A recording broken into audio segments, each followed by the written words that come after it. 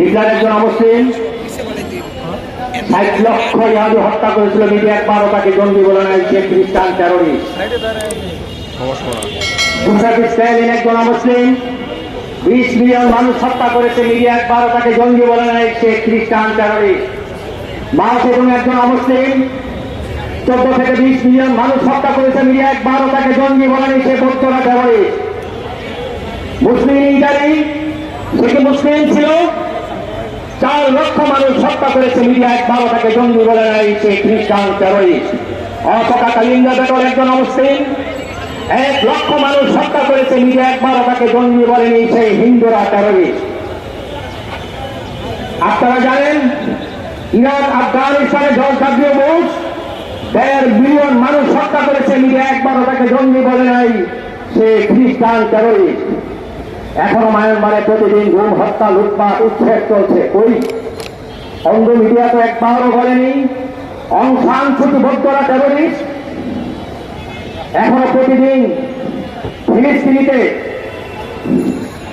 Benjamin Netanyahu একজন অমুসলিম ফিলিস্তিনি মুসলমানদের উপর প্রতিদিন আক্রমণ চালাচ্ছে, হাজার হাজার মা বোন ভাইদেরকে হত্যা করেছে। কই অন্ধ মিডিয়া তো একবারও বলে নাই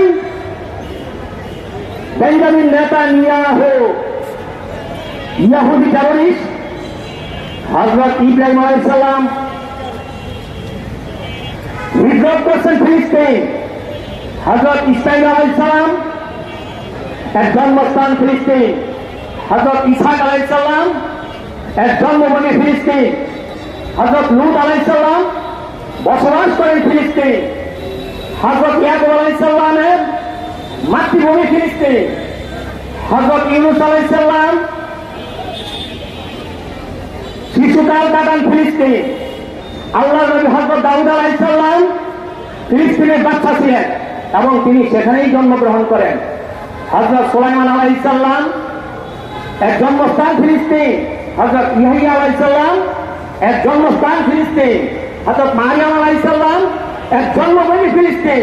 জনাব মুহাম্মদুর রাসূলুল্লাহ সাল্লাল্লাহু আলাইহি ওয়াসাল্লাম তিনি হিজরত করেন ফিলিস্তিন। এই